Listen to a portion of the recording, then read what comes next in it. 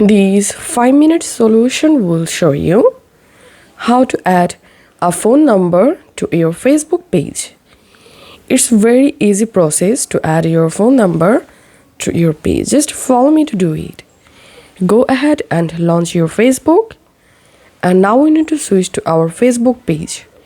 So tap on this three dot, tap on this arrow icon, and now tap on your Facebook page where you want to add your number. And now go to your page profile and tap on edit. Scroll down all the way to the bottom and tap on edit your about info.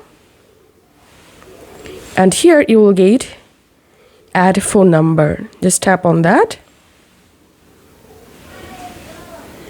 And now in this box, write here your phone number with country code.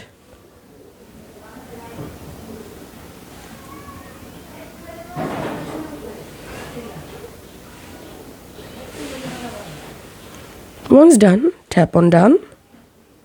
Tap on save. And that's it. As you can see, my phone number has been successfully added to my Facebook page. So this is how we can do it. If this video helped you out, please leave a like and leave a comment down below.